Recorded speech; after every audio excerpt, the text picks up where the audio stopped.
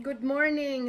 Magandang umaga po sa inyong lahat. Tayo ay ngayon ay nasa Pahayag chapter 21 na kung saan dito natin makikita yung pinaka-purpose po ng ating pagiging mga Kristiyano. Bakit tayo ay patuloy na papasakop sa kalooban ng Diyos dahil sa bagay pong ito na kung saan ito yung pangako sa atin ng Panginoon sa mga huling araw. At ito po ay ang bagong langit at ang bagong lupa na kung saan ito after ng chapter 21, yung chapter 22 doon na po yun na yung pangwakas ng chapter ng pahayag. So atin pong pakinggan ang mensahe dito sa chapter 21. Alam po natin na mawawala ang lahat ng bagay. Ayon sa ating nabasa, mawawala ang langit at lupa. Subalit may bagong langit at bagong lupa. Ito ang nakasaad dito sa chapter 21. So let's pray po. Hallelujah. O dakilang aming Ama sa langit, minsan pang muli, O Diyos, kami ay nagpapasalamat sa mensahe niyo po sa amin chapter by chapter na ikaw ang Diyos na nag-guide sa amin. Kaya muli, nandito po kami upang turuan niyo po, Panginoon, sa mga mensaheng ito. At salamat sa iyong kapangyarihan, ang iyong banal na Espiritu na siyang nagpapaunawa sa amin. Pinasasalamatan po namin ang bawat mensahe mo sa amin sa ngalan ng Panginoong Hesukristo. Amen.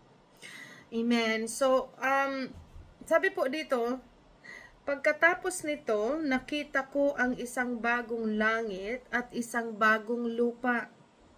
Wala na ang dating langit at lupa. Wala na rin ang dagat. At nakita ko ang banal na lungsod, ang bagong Jerusalem, na bumababa mula sa langit buhat sa Diyos, gaya ng isang babaeng ikakasal. Siya'y nakabihis at nakahanda sa pagsalubong sa kanyang mapapangasawa. Narinig ko ang isang malakas na tinig mula sa trono. Tingnan ninyo, ang tahanan ng Diyos ay nasa piling na ng mga tao. Maninirahan siyang kasama nila at sila'y magiging bayan niya. Diyos mismo ang makakapiling nila at siya ay magiging Diyos nila. At papahirin niya ang bawat luha sa kanilang mga mata. Wala ng kamatayan, dalamhati, pagtatangis at paghihirap sapagkat lumipas na ang mga dating bagay. Pagkatapos ay sinabi ng nakaupo sa trono, pagmasdan ninyo, ginagawa kong bago ang lahat ng bagay. At sinabi niya sa akin, isulat mo sapagkat maaasahan at totoo ang mga salitang ito. Sinabi rin niya sa akin, naganap na. Ako ang Alpha at ang Omega, ang simula at ang wakas. Ang sinumang nauuhaw ay bibigyan ko ng tubig na walang bayad mula sa bukal na nagbibigay buhay. Ito ang makakamtan at nang magtatagumpay.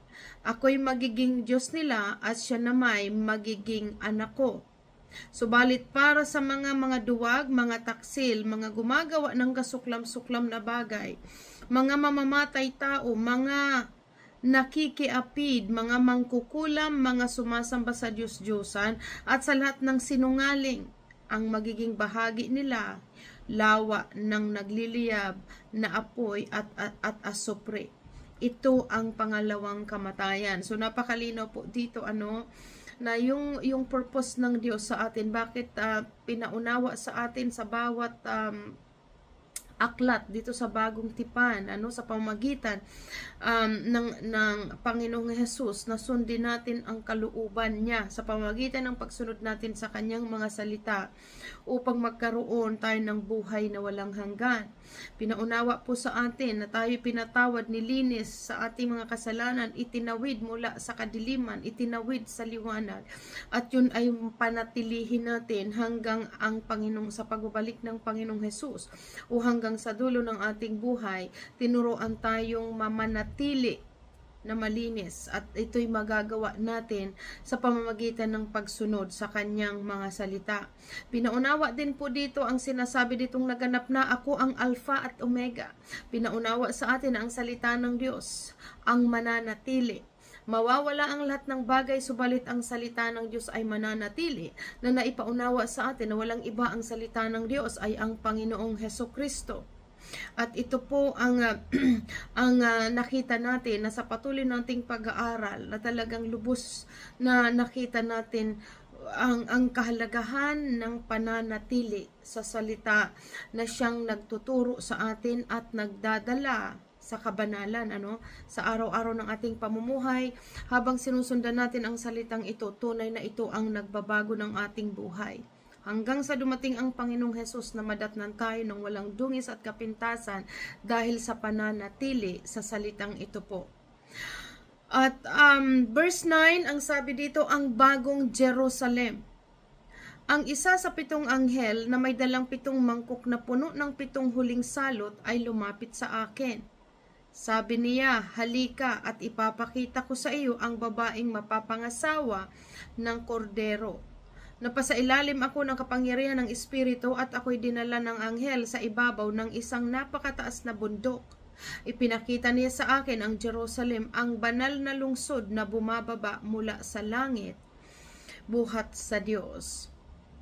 Nagliliwanag ito dahil sa kaluwalhatian ng Diyos, kumikislap na parang batong hiyas, gaya ng jasper at sinlinaw ng kristal. Ang pader nito'y makapal at mataas, at may 12 pinto at sa bawat pinto ay may isang anghel. Nakasulat sa mga pinto ang mga pangalan ng 12 lipi ng Israel, isang pangalan bawat pinto.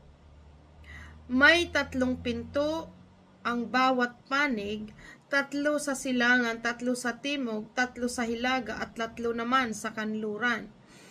Ang pader ng lungsod ay 12 pundasyon at nakasulat sa mga ito ang mga pangalan ng 12 apostol ng kordero. Kita niyo po yan, ng 12 disciples. 15, ang anghel na nagsalita sa akin ay may hawak na gintong panukat upang sukatin ang lungsod, gayon din ang mga pinto at pader nito. Parisukat ang ayos ng lungsod, kung ano ang haba, ganun din ang luwang. Sinukat ng anghel ang lungsod at ang lumalabas na sukat ng lungsod ay 2,400 kilometro ang haba at ang luwang, gayon din ang taas.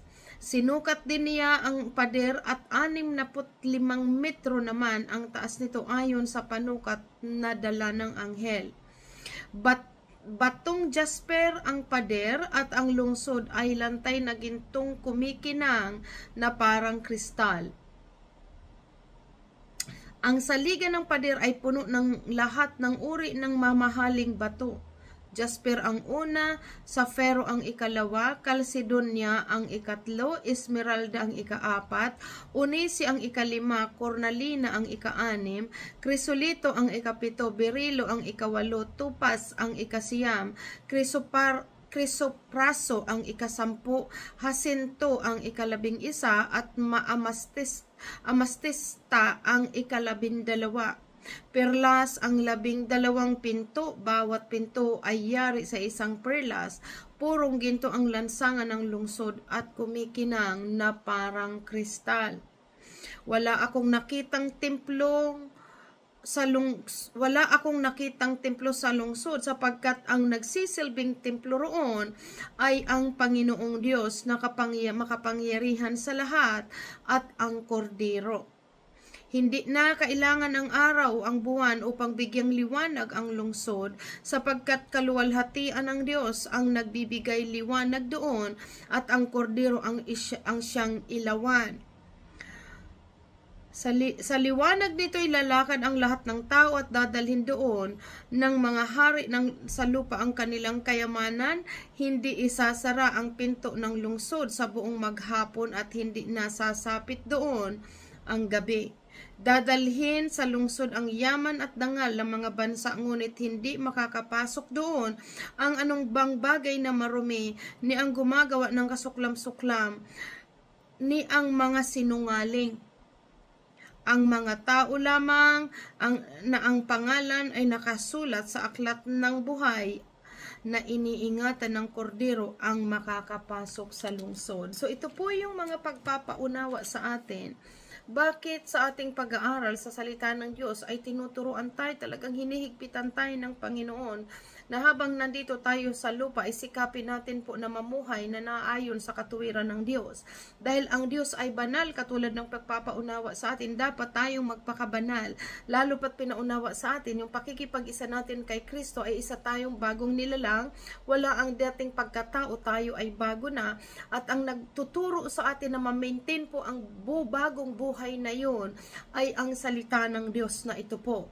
Nagga-guide sa atin araw-araw ng tamang pamumuhay, tamang pag-iisip, tamang lahat ng bilang isang huwarang anak ng Diyos, na kung saan ipinakita ito ng Panginoong Hesus nung nandito siya sa lupa, kung papaano mamuhay ang isang anak ng Diyos. Kaya ang itong salitang ito po na pinaabot sa atin, ito ay susundan lamang po natin, isa sa buhay ang ating napapakinggan, at sa tulong ng Espiritu ng Diyos, sa pamamagitan ng ating pananampalataya, pananampalatayang may kalakip na gawa, nakikita po natin ang kapangyarihan ito sa ating buhay, na yung mga dati nating ginagawa ay hindi na natin ginagawa. Ibig sabihin, yung mga bagay na hindi nakalulugod sa Diyos sa mga ginagawa natin, tuluyan itong natalikuran dahil sa pamamagitan ng salitang ito na tinuturuan tayo, na nagkakaroon tayo ng banal na takot. Banal na takot? Dahil pinaunawa sa atin ang salitang ito, sa mga huling araw sa paghuhukom, aanihin ng tao ang ayon sa kanyang ginagawa. Kung ikaw magpapatuloy sa paggawa ng mabuti at sa kalooban ng Diyos, aanihin mo ang gantimpala mula sa pangako ng Diyos na buhay na walang hanggan. Subalit kung ang isang tao sa kabila ng naririnig ang salitang ito ay hindi ito isinasagawa, malinaw po doon ang patuloy nagkakasala, aanihin niya ang kaparusahan. So dito po binigyan tayo ng Diyos ng salitang ito upang makita sa atin kung sino ang tunay na susunod sa kanyang kalooban.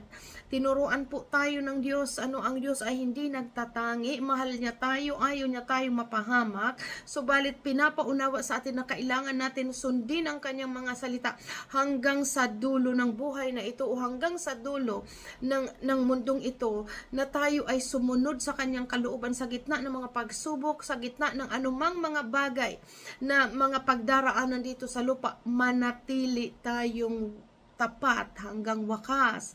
Dahil ang mananatili lamang tapat hanggang wakas ang siyang maliligtas. At enough ang Word of God na tinuturo sa atin po, sapat ang salita ng Diyos na nag-guide sa atin araw-araw kung paano tayo makafocus sa kalooban ng Diyos. Kaya ito po na naintindihan natin na bakit napakahalaga na ang salitang ito po ay binabasa natin araw-araw. At dahil itong salitang ito, habang nandito tayo sa lupa, na kaliwat kanan ang mga temptation, kaliwat kanan na talagang makita natin na dito sa ibabaw ng mundo na andyan ang samot-saring magdudulot ng pagkakasala. Subalit kapag tayo ay nakafocus sa salitang ito po, nakatuon sa salita ng Diyos, ito po ang nagpapabanal sa atin. Naunawaan natin ang Panginoong Hesus ang nag-demonstrate kung paano ang tunay na maging anak ng Diyos. Lumakad ang Panginoong Hesus dito sa lupa, ni minsan hindi siya nagkasala, sa kabila na siya ay isang nagkatawang tao, 100% tao nang lumakad ang Panginoon dito sa panahon noon. Subalit hindi siya nagkasala dahil ipinaunawa sa atin, hindi siya nagkasala dahil ang kalooban lamang ng Ama ang kanyang sinusunod. So ganun din po sa atin ipinaunawa, kung ang susundin lang natin ay ayon sa sinasabi ng salita ng Diyos, tunay po na tayo hindi magkakasala. Nagkakasala tayo kapag sinusunod natin ang hilig ng ating mga laman. Nagkakasala tayo kapag naka-off tayo sa salita ng Diyos. Kaya ito ang bilin sa atin ng salitang ito. Basahin po natin ang banal na aklat na ito araw at gabi upang magawa natin ang lahat ng nakasaad dito at tayo'y magtagumpay at managana. Because the Word Word of God, ito po, ang sabi nga dito, ang salita ng Diyos ay magkabilaan ay talim. Nauunawaan nito ang mga binabalak at iniisip ng tao. So, kaya, habang binabasa po natin ang salitang ito, natuturuan tayo ng banal na espiritu na sumunod sa kalooban ng Diyos. At tunay po ito ang salita, which is the Word of God is Christ, na siya ang nagbabago ng ating buhay. So, kaya po makikita natin ang Biblia ulit-ulit katulad ng tinukoy dito sa pahayag sa panimula na ang salitang ito ay isang parang awitin na ito'y umiikot-ikot lamang sa chorus, na ibig sabihin ang salita ng Diyos ulit-ulit pa ulit-ulit, iba't ibang chapters, iba't ibang mga kumbaga karakter, pero at the end, ang pinaka-summary ng tinutukoy ng bawat chapter nito ay sumunod tayo sa kalooban ng Diyos at lumayo tayo sa kasalanan. Dahil pinaunawa sa atin tunad ng sinabi kanina, doon sa bagong buhay na yon ay walang makakapasok na may karumihan. Kaya pinaunawa ito sa atin, nilinis na tayo, pinatawad, panatilihin natin ang ating sarili na maging malinis at magagawa natin yon sa pamamagitan ng kapangyarihan ng salita ng Diyos na ating binabasa habang ina-apply natin ang ating napapakinggan o ang ating nababasa, dito po tayo napapabanal. Amen? Purihin po ang Diyos sa kanyang mga salita.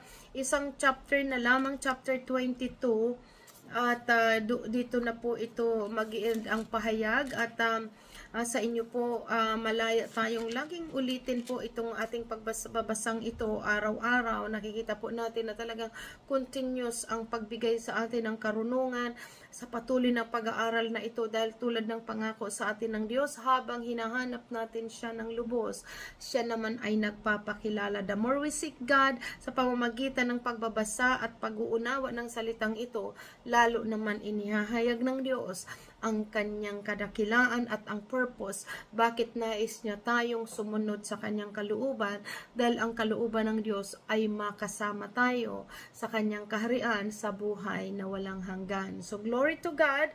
So ayan po, napakaiksi lamang po nito at ito ay nagpapaalala sa atin, nagbibigay pag-asa na ang ating mga pagpapagal, ang mga paghihirap or anumang mga trials or anumang mga bagay na pinagdadaanan dito ay hindi man lamang maihambing sa darating na panahon. Katulad ng sinabi ni Apostol Pablo na nakafocus siya doon sa gantimpala ng Diyos na buhay na walang hanggan. Kaya nung si Apostol Pablo ay nandito pa sa lupa at nabubuhay pa, hindi niya inalintana ang mga bagay na pagsubok na kanyang pinagdaraanan, dahil alam ni Apostol Pablo at ng mga apostol na tapat ang Diyos na tumawag sa kanila. At the same promise ang ating tinanggap sa ating mga nakipag-isa kay Christ.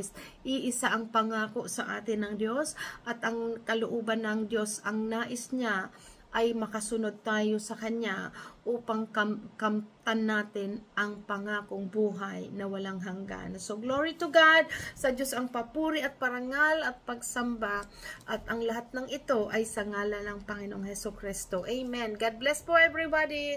Bye-bye. Maiksi lamang ito, but yes, God bless. Continue read the Word of God sa inyo pong lahat. Namnamin, ulit-ulitin ito, ano ang mga bagay na makapag dudulot sa atin na buhay na walang hanggan, at ano ang mga bagay na hindi makakapasok sa buhay na walang hanggan. Nandyan po lahat ito. So, salamat sa Diyos na hindi niya ito inilihim sa atin, bagkos ipinapaabot niya ito sa atin upang maging aware tayo sa kung paano natin susundin ang kanyang kalooban. So, yun lamang. God bless at bye-bye. Hanggang sa sunod na linggo po. Everyday, read the Word of God at manatili tayo sa kanyang kalooban. Salamat sa Diyos. Bye.